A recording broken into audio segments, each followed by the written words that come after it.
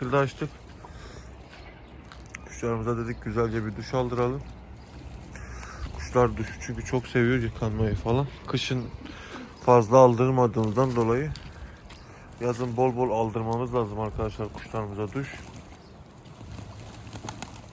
Hem tüylerinin güzelliği için de çok güzel oluyor. Arkadaşlar duşu hazırlarken suyun içine biraz da beyaz sirke koydum. O sirke daha iyi temizlemelerini sağlar.